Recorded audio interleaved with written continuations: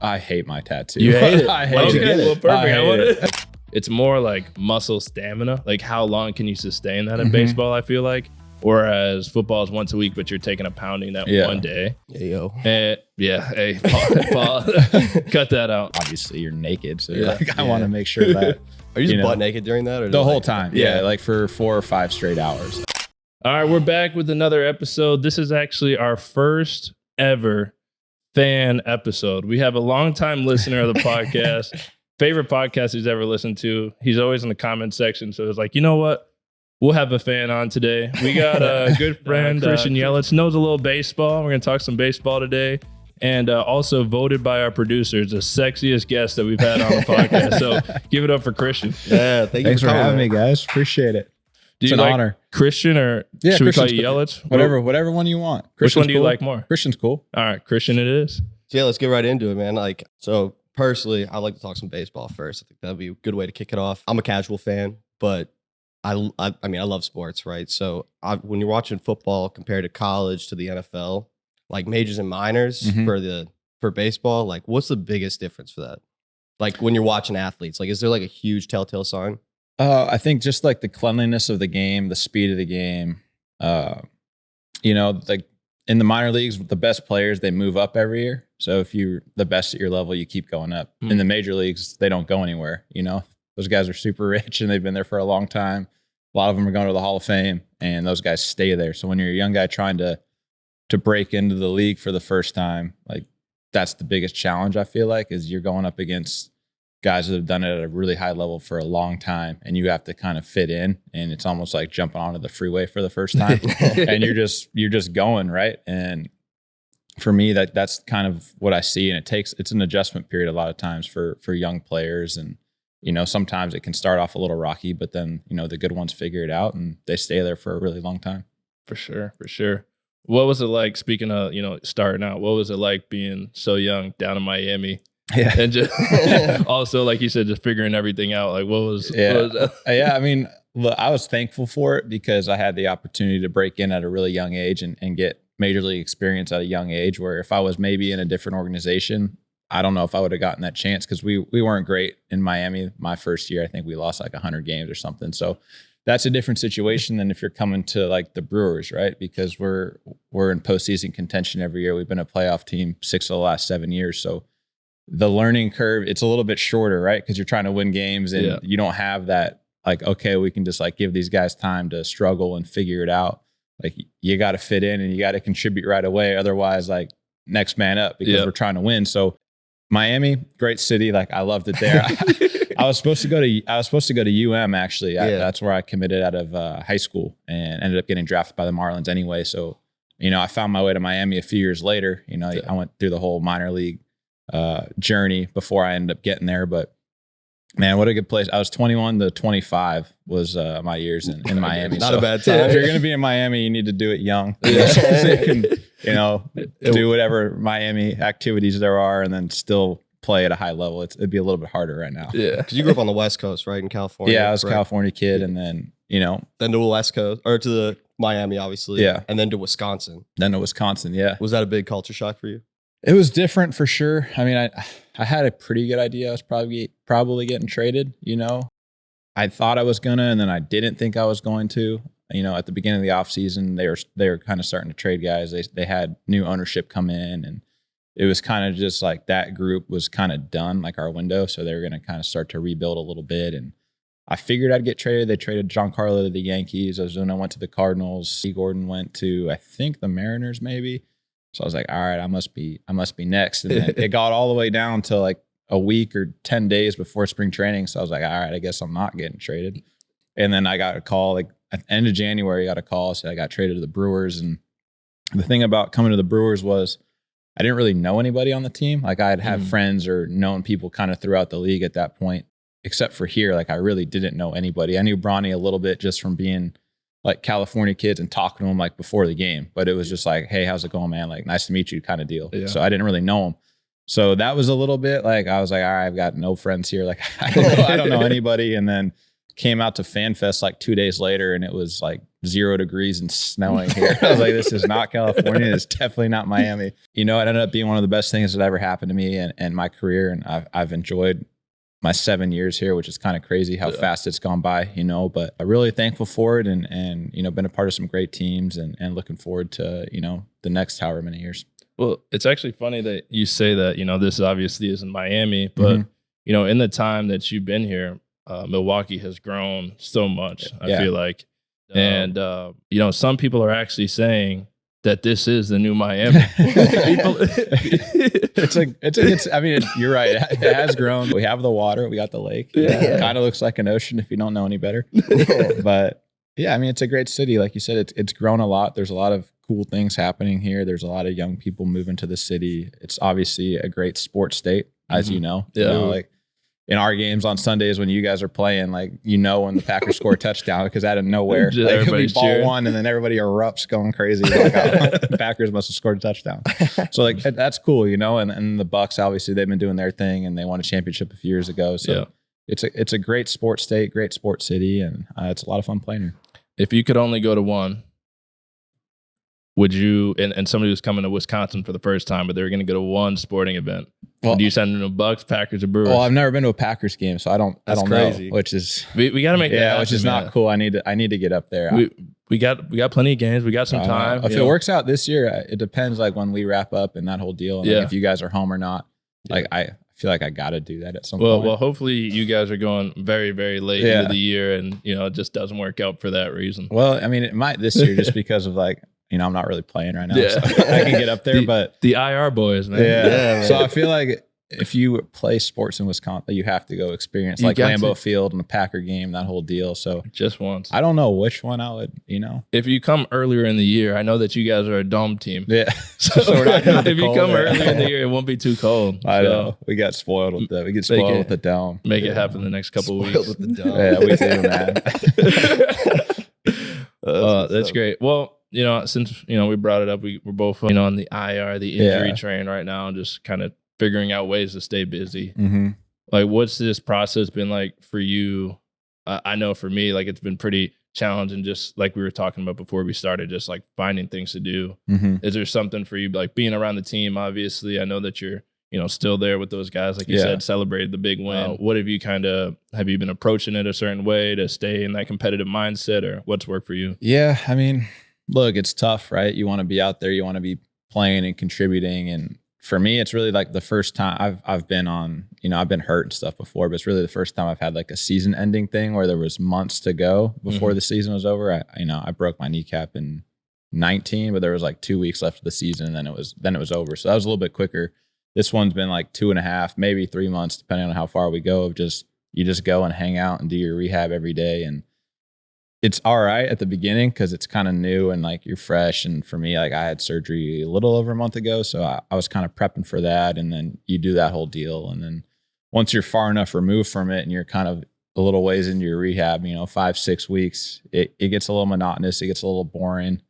And, you know, you're still at the game, but if you're on the team, but you feel like you're not on the team, if that makes sense. Like, you know everybody out there, but you can't really contribute on the field. I try to contribute off the field a little bit, you know, whether that's, we got a really young team. So whether it's helping those guys, talking to them whenever, like they're obviously all great players. And, you know, sometimes you need a sounding board. You got questions. Sometimes it's easier to talk to a player than it is a coach because of, you know, you can relate a little bit, or it's a little bit more comfortable.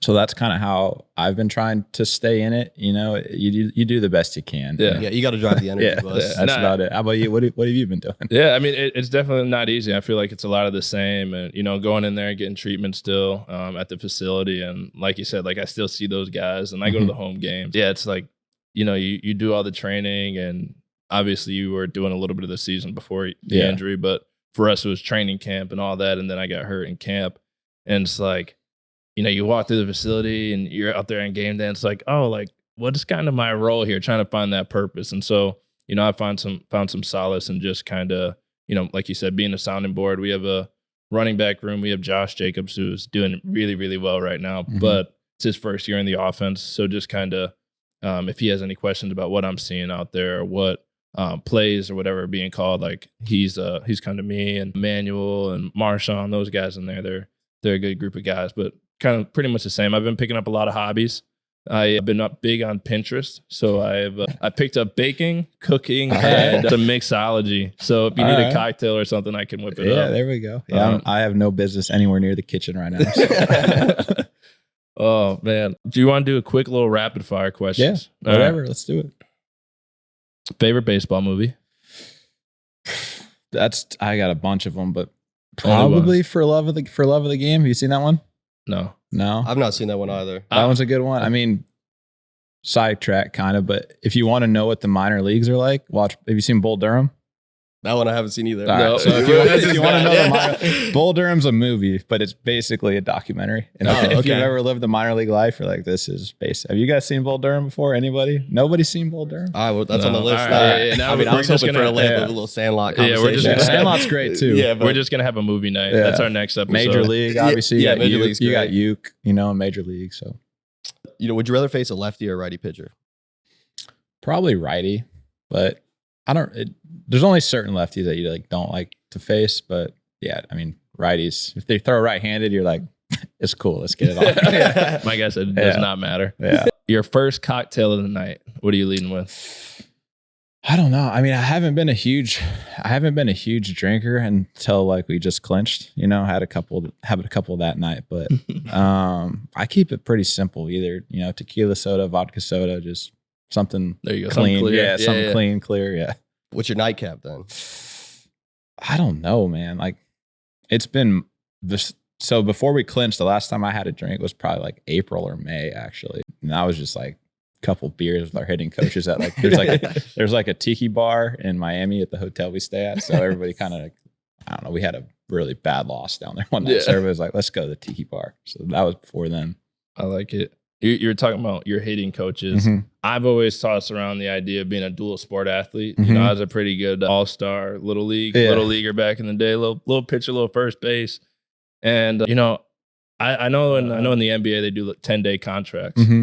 What do you think it would take for me to just get out there? I'll just be a morale guy. Just get in the dugout. Get in the dugout. Let me be out there for one pitch. Throw a ball. I'll be in the outfield. You throw a ball. You want to pitch? No. Oh. So I'll just be in the outfield, and we throw a purposeful ball, and then I run off, and I'm in the dugout. I bring some juice. You don't want to play? You don't even need to play? No, I'll pay the team. No. I don't even need an at bat. We might be able to make that happen. You know what I'm saying? Yeah. Just then I can say, I play 2 professional sports technically. Would be kind of sick. I already got my jersey. It's in the car. You and Dion, man. Or it could be one of those situations where a center fielder goes in to throw a pitch, just lobbing it at 40 miles an hour. That'd be an instant out the park home. Just throwing emphasis right through the dome. Position player pitching. They do pretty good most of the time, actually. Do they it's below the hitting speed. So it's maybe so slow. It's 40. Right? Yeah. Have you ever had any interest in doing that?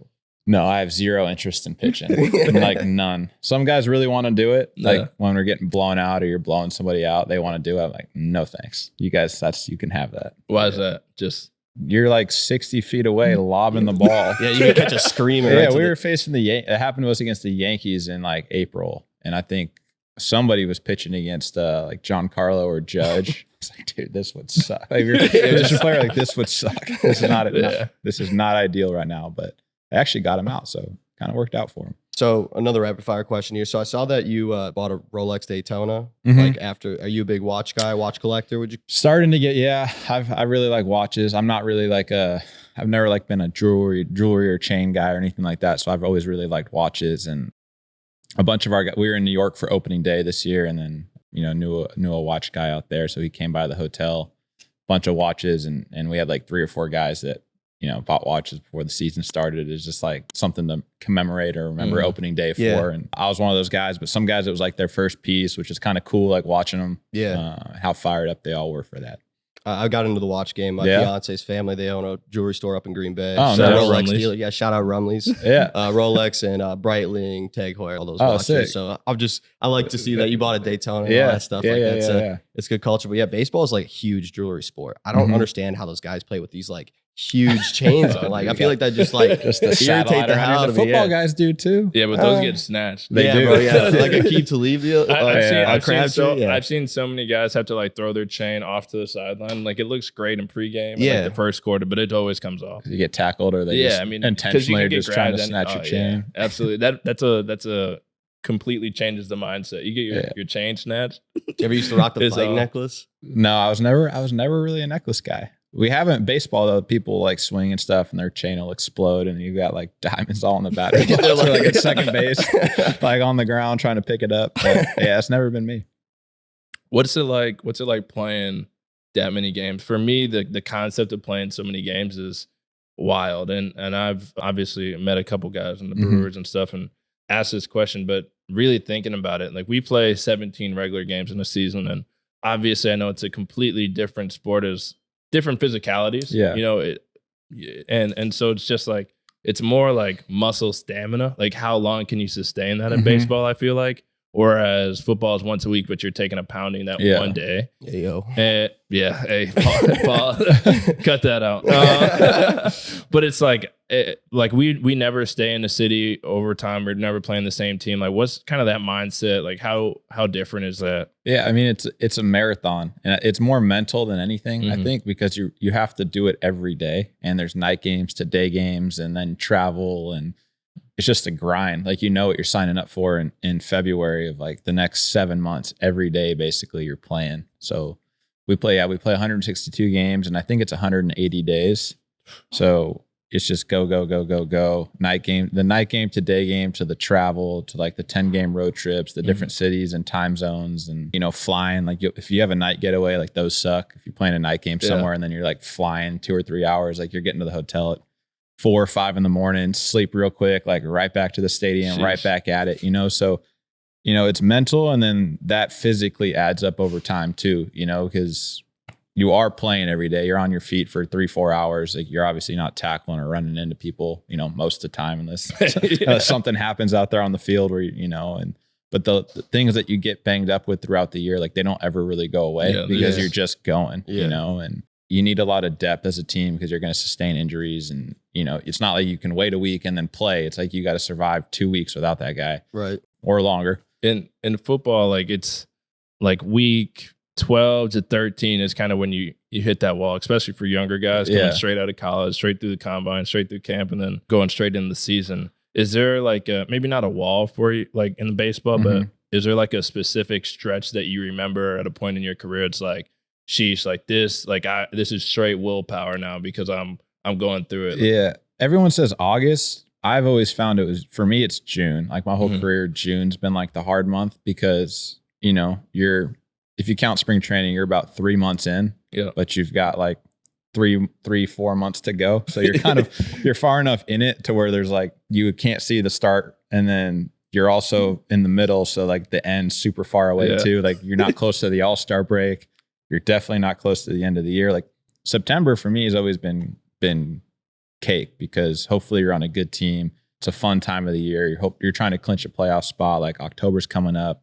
August, same deal. Like you're on a good team. We're like, all right, like let's just get to September. We're good to go. Yeah, you like know your identity basically. Yeah, July you have the All-Star break, so there's a little bit of a break in there. June, it's just there. Yeah, you know, you're 2 months in already. You've got a whole another 6 weeks before the All-Star break. I feel like that's always been my month. I'll make sure I always send you a good luck text in June. June 1st. Hey man, just thinking of you. Yeah. I feel like that's like why baseball, like camp, I'm not saying it's not stressful, but it's a lot more chill than compared to a football camp. Like during spring ball, like you guys are kind of hanging out. It always looks like more fun when you're watching it on TV. It depends. It depends like where you're at in your career, I think. Like if you're a guy that knows you're going to be on the team, like spring training is just like you're just getting ready for the season. You know, it's a little bit more chill, a little bit more relaxed, especially if you got some time in the league. You can kind of own program a little bit. Like you know what you need at that point. Like you know what you're going to be. But if you're a young guy, or you're a guy like on a, you know, signed a minor league deal, trying to make the team, or a veteran guy that's trying to make the team, you know, every day, I'm sure it's just like that for you guys in camp. Like every day matters, every rep matters. Like there's no really time off there. So for those guys, like I'm sure it's a little bit more of a stressful experience, and it's a battle and it's a grind because, you know, you don't get a ton of at bats or opportunities in or innings if you're a pitcher in spring training. So it's a small sample size, and sometimes like that makes or breaks your career, whether you keep going or you go to the house, So for those guys, I feel for them in a sense. That makes sense.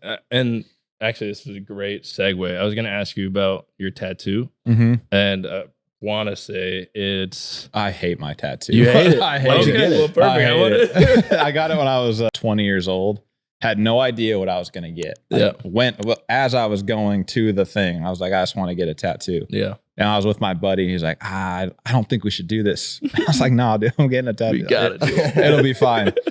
Got the tattoo. I still didn't know. Like we were sitting on like a couch like this. Like, all right, let's think. And I was like looking shit up, and I was like, I'll just do this one. That's literally the worst way you could get a tattoo. Yeah. So if anybody's thinking to get a tattoo, don't do that. I wish I got like art or something on it. Like I was actually thinking about getting rid of it, but I got the tattoo. I was like, oh, this is cool. Woke up the next morning and I was like, fuck. This is not going to go away. So that's funny you say that. When I turned 18, I was like, you know what? I'm going to go get a tattoo. And I went to the shop and they're like, what are you going to get? And I'm like, I don't know. So I was like, I'm going to get a crown, like the most generic bullshit thing you should never, ever do. Like a 2K generic. Yeah. I got a little ass crown at that. And it's on my pec. And I had nothing else. In the middle of my pec, just like super, like a little crown. And then it's like, well, now this is a big piece here. Like you got to do shit around it. Yeah. And so then at that point, you got your whole upper body, and you got to do the arm. It's like, that was just a terrible way to start. That was my dilemma, because I was like, I hate it. But I was like, so I could either keep going, like get it covered up, do something else. But then I was like, that turns into a half sleeve. And I'm like, I'm not really like a half sleeve guy. So that would be like a full sleeve. And I was like, I've already gone down this hole one time, hated it. I'm like, now I'm not going to just keep doubling down on it. So I kind of chalk it up to like, it was a life experience. I got a tattoo. Didn't hurt. I didn't think it hurt bad at all. I mean, if I get it taken off, everyone says that hurts more, but we'll see. I mean, it's just like some letters and shit, so it shouldn't really be that too bad, I don't think. But man, and what does it say? I don't know. It says don't get tattoos when you're 20. You'll fucking regret it.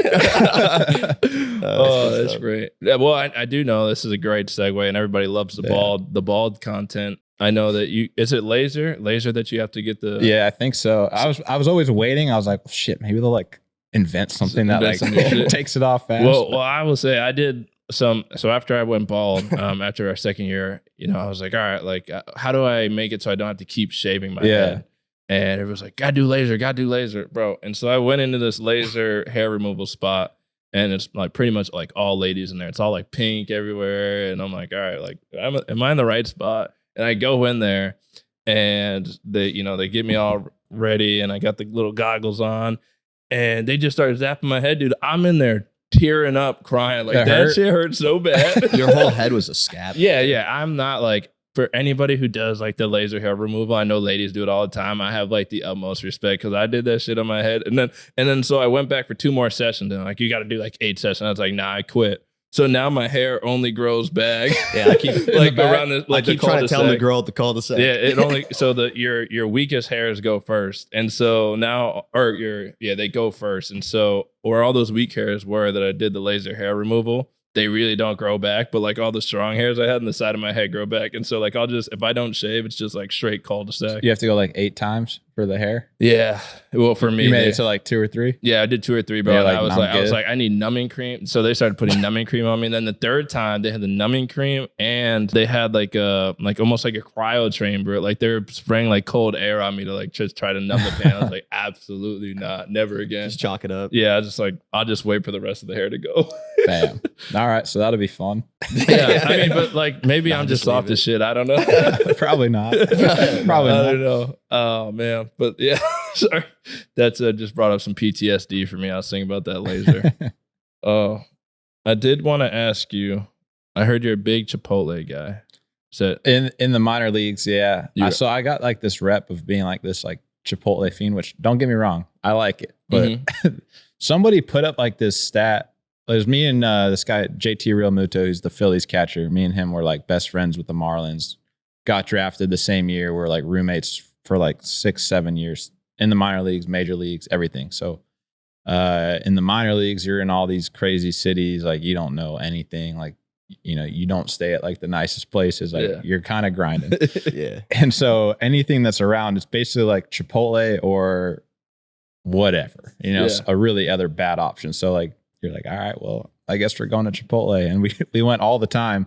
And then here, like a couple years ago, the scoreboard for the Brewers put up that we went like 150 days in a row. Like, we did not do that, but it ended up working out because we got one of those. I got one of those cars. Lifetime burrito card? They like give it to you. It's like a year long. So, but I got it for like 3 straight years, and then and then they took it away. I just never got another one after like year 4. But Chipotle, give this man his card back. But it was cool, man. How many burritos did you eat with that card though? Like I was always a bowl guy, but over or under 200. Oh, under for sure. It was probably a lot. It was a lot though. Yeah. I think you like lose track because you don't realize like how many times you go. But it's just it's always consistent. Good. It's like good. Yeah, it's good. It's like probably semi decent for you compared to like other options. For sure. You know, but when you put that lettuce in there, I mean, you can make anything healthy. It's pretty much a salad. You can make anything healthy or unhealthy depending on like what you put on it. Put the queso on top. No, don't do that. But I feel like the Brewers scoreboard lies a lot because we went down to a game when AJ threw the first pitch. And I'm calling out the Brewers. I don't mean to call it the Brewers. No shit on the Brewers. Sorry, Brewers scoreboard people. Sorry, Brewers scoreboard people. Seriously, but they threw up you on the game, like, or you were on the jumbotron, like when you were just not at the game, like at all. It's like, hey, AJ they do that a Dillon's lot with like people in the stands. They were doing that for like a couple of weeks, and people would text me and be like, "Hey, like, don't you have a game today? How are you doing?" I'm like, I'm not there. Yeah, I knew. Like, I've seen that one before actually on the scoreboard. Like, this guy's definitely not here. But they do it with the like the look-alike thing in the stands all the time, and you can tell like it'll be a day game and there'll be like a shot, and you can tell it's like this is clearly nighttime. I hope it happens today because we're going to the game, so I hope they put that up again, and I actually am there. We'll probably make it happen. Well, so since we're talking about food, we're talking about Chipotle. Where's your favorite place to eat in Milwaukee? You only can pick one. Carnivore. Okay. I think. Yeah. Shout out Omar. Yeah. Shout out Omar. Yeah. I mean, I put that up with anywhere. It would survive in a big city too, for sure. Like you could put that in New York, LA, Miami. Well, this is Miami. Yeah. It's the, Midwest Miami. That's Midwest Miami. I like that. That has a ring to it. Yeah. What do you think? What would you go with? I'd probably go with the same. I've only been there once, but I get the whole knife and everything. Yeah. Like, all right, this is sick. Yeah. I'm here. It's great. I mean, we used to go there as a visiting team, like a lot of the visiting teams and, football or basketball, baseball, all end up at Carnivore for the most part. And I was going there with the Marlins. So I love dive bars, and we're actually heading there after this. Fourth base, I would definitely say, because they do this like gourmet food, but it's like a straight up dive bar with with like they keep everything like that is left at that bar. And like they have like a prosthetic leg like hanging up. And, like, every single they have like every single jersey sign. Where's that at? I've never been. It's right next to your stadium. Yeah, it's right by AmFam. Yeah, and then they'll just have this deli display pretty much. And it's like T-bone steaks, scallops, like sea bass, and just like this gourmet food. But it's like it's a dive bar. And they're like, it's awesome. You tell us how you want it. Like you can do the steak anyway. There's no like set menu. You're like, I want steak and eggs. I want a fillet. I want whatever. And they're like, all right, we'll make it. Yeah, they'll like make suggestions. Yeah, I went in there one time when I was a kid, and they're like, I was like, oh, that salmon looks good. They're like, oh, cool. We'll do like a honey glaze and like do some asparagus. It'll be fire. I'm like, all right, cool. Really? Yeah, it's a sweet spot. I'll have to go check it out. It's an old school spot. My parents used to go there all the time. So nice. Highly recommend. Are you okay with me bringing up some past Instagram posts? Yeah, whatever you want. There's no telling what's on there. We do this little segment called like the Instagram deep dive. Yeah. And so I'll take this big ass dad wallet off the back, and then so I just kind of want to ask, like, once this pops up, this is actually the picture our producers, for when I said that you were coming on the podcast, they sent me this, and we just wanted to know, like, what was this shoot like doing the body? Dude, body that was the most fun I've ever had at any kind of shoot, like commercial, anything I've ever done. That was probably number one. And I was pretty nervous to do it. I actually said no at the beginning to the person that did like all my like PR stuff. I was like, they asked if I wanted to do it, and I was like, yeah, I'll do it in the off season if they want to do it. So you can like, obviously you're naked. So you're like, I want to make sure that. Are you just butt naked during that? Or the whole time? Yeah. Like for 4 or 5 straight hours. Like, oh shit. You're just, full on. Just letting it hang. But I was like, I'll do it in the off season. And then like never really heard back or anything like that. So I was like, I guess that kind of just came and went. Yeah. And then it resurfaced in like June, like, hey, they want to do it in like a month. And I was like, no, we're in the middle of the season. I had that month. So I'm not a workout guy. And during the season, like I'll work out in the off season pretty hard. And then in season, like I've always tried to like play and work out, but like the everydayness of baseball, like whenever I work out, I just feel worse the next day. And like the couple days after, I'm like, why? I'm so you are human. Right. So I just go, I have like little like warm up routines, I guess that you could say that count as workouts, but it's not really like lifting or anything like that. Little toe scoops.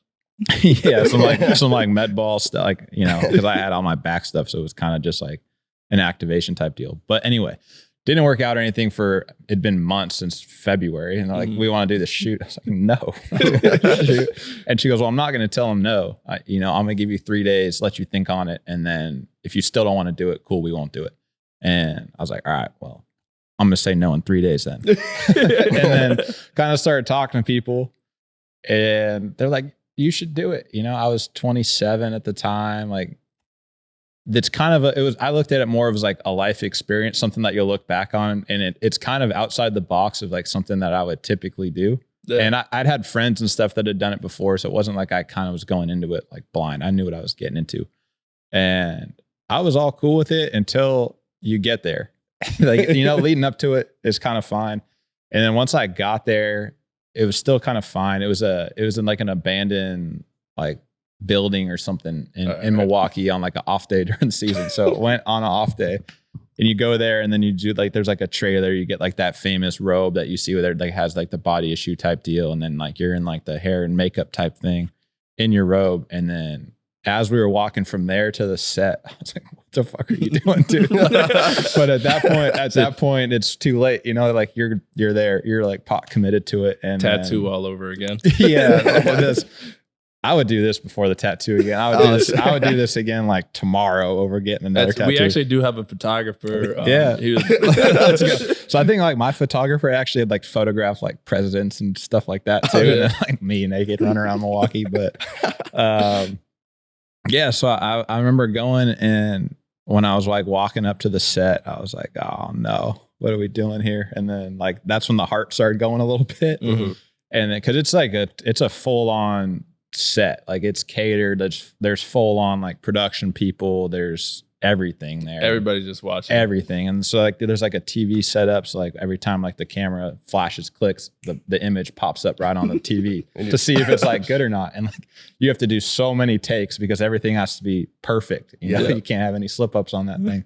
So it was pretty fun. Like, after the first 10 minutes, like you're on the thing for like 10 minutes once you're like naked and you're just like, all right, like fuck it. And everybody's there.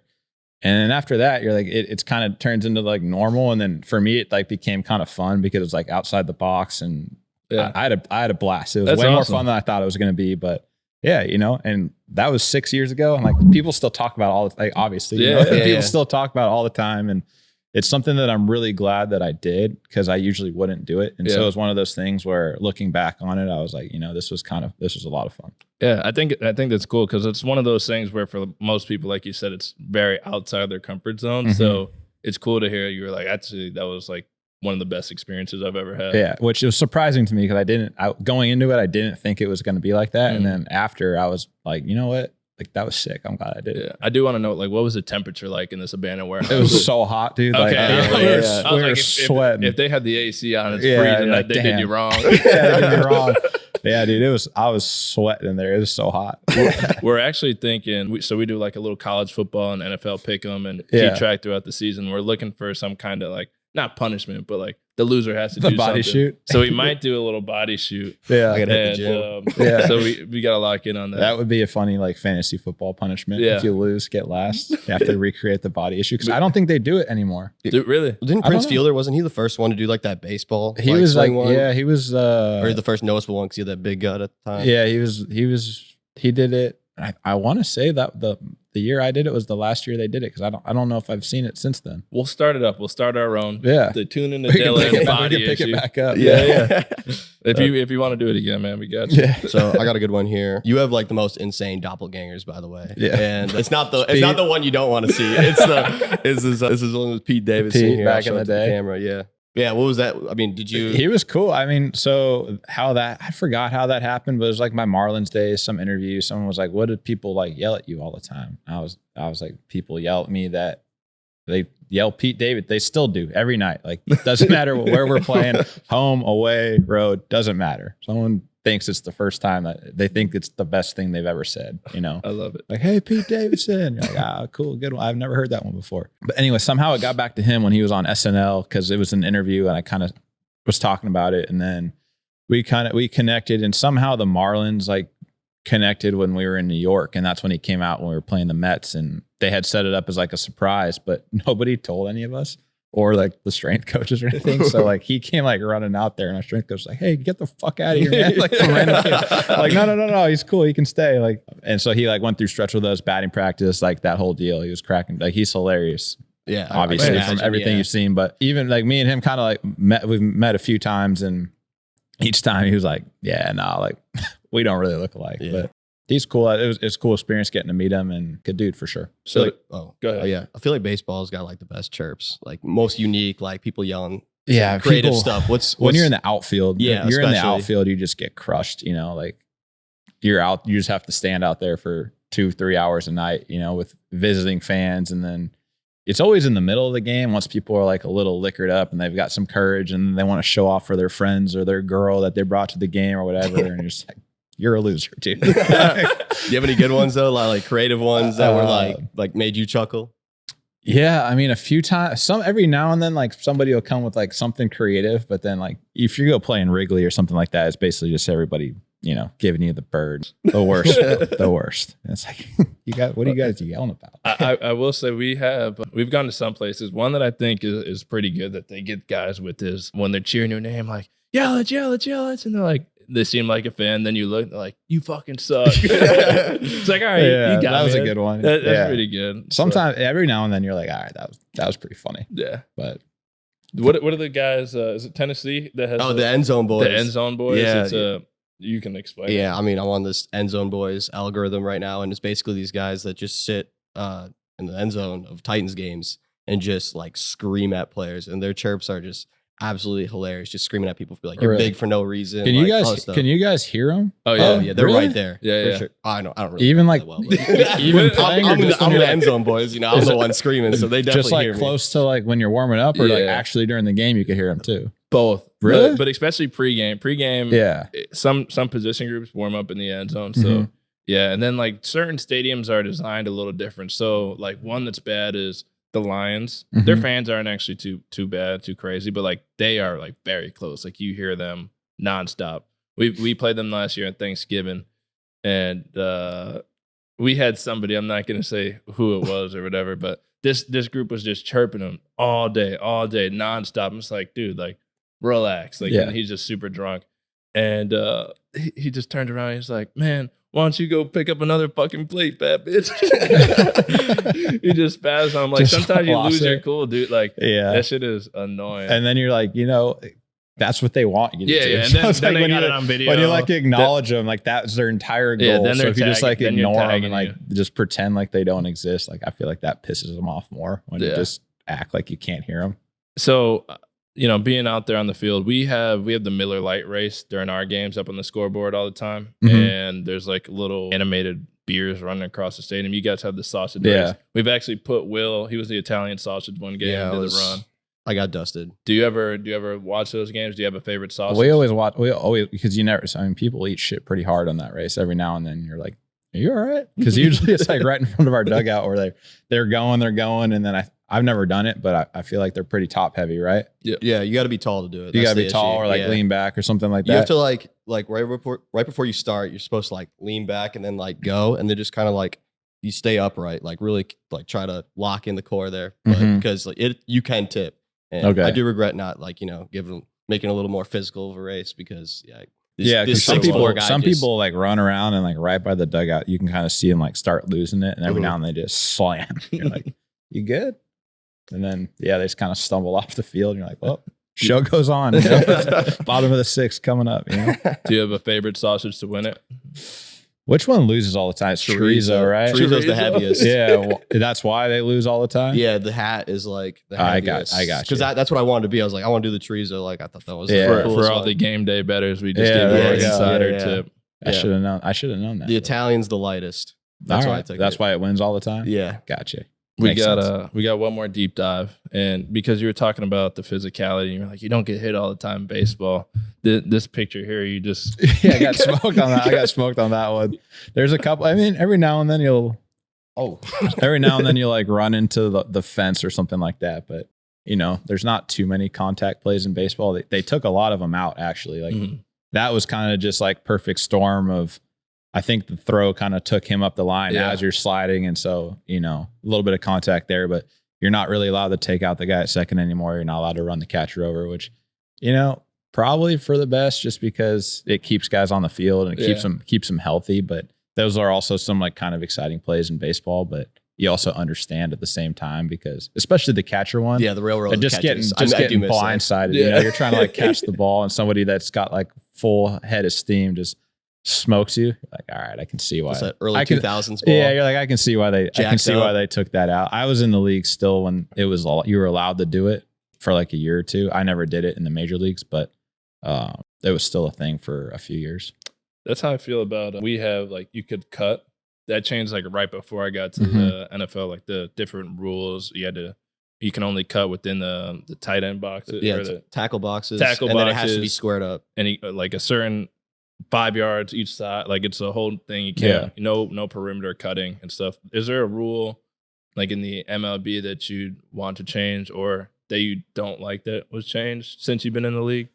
No, I mean, I think honestly, those ones are good because it's player safety. You want guys out on the field. You don't want them getting hurt for something like that. But all the rule changes that we've had in the last few years of baseball have been pretty good. I really like the pitch clock. Like it eliminates the dead time. It keeps the game moving. Like that's been amazing. You got late night reservations at Carnival. Yeah, well, it just keeps it moving. Like there was nothing worse than like those 4-hour 9-inning games, and then you've got like a day game the next day, and that just sucked for everybody, especially if you're getting blown out. You're just like, oh man, like this sucks. But now it's like it keeps the game moving. So like either way, like at least the pace of it's going. I wish we could challenge balls and strike. I wish you had like a little bit of a challenge system, which may be coming pretty soon. I don't know. I don't really know, but I wouldn't be surprised if in the next few years, like you got 3 or 4 challenges a night just for big situations, just to like, all right, let's get this right. Who would call the challenge? Like with a batter? I think in manager, the they have it in the minor leagues right now. They test like all the rule changes there first before it comes to the major leagues. And I think either pitcher, catcher, or batter can do it. And then they go to the ABS where it kind of tells you, it's like tennis basically, like if it hits the zone or not. I think you only get like 3 a game, so you have to be right. You have to be right. What's the penalty? Like in football, it's a timeout, you lose.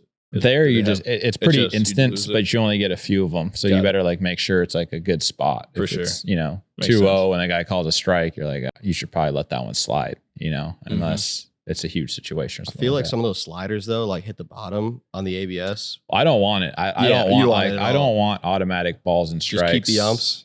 I'm in favor of keeping the umpires, but with like, some checks and balances. Being able, like for a big situation, you don't really want it.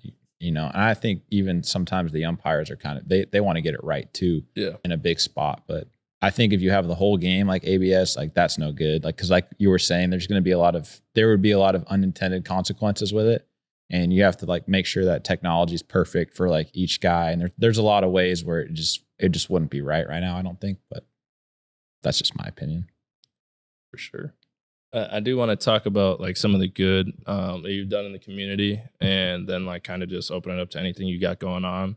I know a few years back, you and a couple other guys started and helped out the California Strong. And that did awesome, raising like $3 million and had a bunch of grants for families and stuff. Kind of what sparked that for you? And then have you been doing anything else, or is there anything else that you're kind of involved in right now? Yeah, well, that was kind of just, that one happened kind of by accident, honestly. We were out there and obviously you live in those areas and communities, and they had the shooting at Borderline down the street from where we grew up, which was like a country bar. And there was a shooting there like a couple days before all the wildfires broke out. So we had two other guys on the team that were from that area, which was Mike Moustakis and Ryan Braun. And then the family that owns our team, the Atanasio family, they're also from there. So we were like, well, let's just try to like start a little something to see if we can, help out a little bit. We didn't really know what it was going to be or how it was going to go. We're like, let's just try to like raise some money. We know some influential people, like maybe they'll kind of kick in. And then we got Jared Goff involved because he was living in that area. We all kind of had like mutual friends. So Goff jumped on board, and it kind of just snowballed, honestly, and then turned into like this celebrity softball type deal. And a lot of awesome people came out for it, and it blew up like way bigger than we thought. And then we ended up partnering with the YMCA so that we could use their like charitable arm and let them handle like the money. And they have the 501c3 and that whole deal. So that's how that partnership kind of happened, and it snowballed and it became like way bigger than we imagined. We were going to do like a GoFundMe or something like that, but you lose like a lot of the money to, I think it's like 20% or something that you have to give them. So we didn't want to do that. And just kind of tried to help out families that were in need and going through some hard times with like, those wildfires in California, they happen quick, and everything's fine 1 second. And then later that night, your house is gone, like that's horrible and tough for people to, wrap their heads around. And like one day you're fine. Next thing you know, you lost everything. So just try to help them out a little bit. And then, doing stuff in the Milwaukee community. I've had a charity concert fundraiser the last 2 years, which, benefited different things every year. The first year was the Beckham Stapleton Little League and the Brewers Community Foundation, and just trying to improve their facilities and help out. BCF, the Brewers Community Foundation, does a lot of great things. And then this year we did another concert and partnered with Team RWB, Visit Milwaukee, Brewers Community Foundation, and did a lot of great things and just try to help out. Team RWB was veterans because my younger brother was in the Marine Corps, and I got a lot of friends that served and still serve, so wanted to give back a little bit there and just touch on different things throughout the community. Just going to keep doing that yearly, for the rest of my time here. That's awesome, man. I know a little bit about that process. Me and my wife, as all of our listeners know, we started our foundation, the Dillon Family Foundation, this year, and so just trying to get all that going, and first gala and first event. So it's a lot of planning. It's a lot bigger than you think. It's a lot more work. It's a lot more work than you think. But when the event comes together, everybody has a great time. You raise some money for some good causes. It's all worth it in the end. Absolutely. Yeah. Well, that's awesome that you're doing that. I'm sure everybody loves it, especially in the community. It sounds like you got a big, obviously you have a big following, but a big support group as well. So that's awesome. And then, lastly, of course, we're probably going to be dropping this right before the playoff run. And, kind of how are you feeling about that? How are you feeling? Any predictions? You feeling the guys? What's the vibes around the team? You never know. I mean, you know how it is. The hard part, getting the chance to play for a championship, it's difficult just to get that opportunity to be in that tournament and have the opportunity to go play for one. And there's a lot of randomness that goes, when it's those short series or for it's one game, like anything can happen. You don't have to be the best team for 6 months anymore. You have to be the best team for 3-4 weeks. Like you just have to get on a little bit of a heater, build some momentum, and then who knows, the more opportunities you give yourself, hopefully one of those years or a few of those years, you can take it the whole way and win the whole thing. And I think that'd be great for us. We've had every kind of different outcome. We've got bounced in the first round. We've almost made it to the World Series since I've been here. And it's just exciting. It's great energy in the stadium. It's a lot of fun, and it's what you play for. It's what you do all the work in the off season for when you're in camp throughout the season. Like it's just for the opportunity to be in the postseason. And it's hard. Some people go their entire career and never get to experience the postseason. So every time you're in it, you're super fortunate. You love the opportunity, and you never know what can happen. Yeah. You just got to get in the dance. And like you said, the same thing with football. Like you just get in there and anything can happen. Like, you start winning those games. Yeah. You get hot at the right time. Yeah. One play can change everything. Like you just don't know. It's fun. I think Wisconsin sports, and we were kind of talking about this, Wisconsin sports are in a really fun era right now where everybody's really doing well. Everybody's really good. And, you know how it is to be on a good team. Like, it takes a lot. Like you need a lot of good players in a lot of different places to be on a good team. Like one or two guys can't take over the whole game in football or baseball or, basketball. I guess you could a little bit because there's 5 guys on the floor at a time. But there's so much that has to go right to be on a good team. So for all that to be happening in Wisconsin at the same time, and really all three of the major sports, is pretty special. And, you never want to tell like fans or anything what to think, but it's like, you got to appreciate it, because it's difficult. It doesn't just happen. And it's kind of like, it's really cool that all three sports, all different times of the year, like somebody's going to be competitive and they're going to have a chance to be a playoff team, and you're going to get a chance to watch playoff sports, and it's pretty special.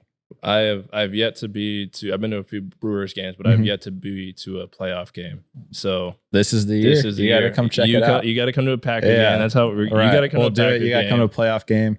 I hope the roof's closed. I like the playoff games with the roof closed and the windows closed, because it gets super loud in there. Do they still do fireworks inside? Oh yeah. What's the threshold for the roof closing, like temperature wise? I forget. It changes all the time. He makes the call. Yeah. Like, I'm in favor of the roof closed always. Oh, really? Any time of the year. I like it closed. Every time we play a day game, I'm like, I hope it rains. So they close the roof because of the shadows and everything in the day games for us. It sucks as a hitter. And so I'm like, every time we have a day game, like, I hope it rains. I hope it's cloudy. I close the roof, anything like that. But all of our guys feel the same way too, by the way. Open air, like, it's a cool open air stadium too. Looks great on TV. Open air night game, totally cool. Like, I'm fine with that. Day game, let's close the roof, but there's no AC or anything like that either. So if you close it on like a hot summer day, it turns into a sauna. But yeah, I mean, do you have a favorite place to play besides the Brewers?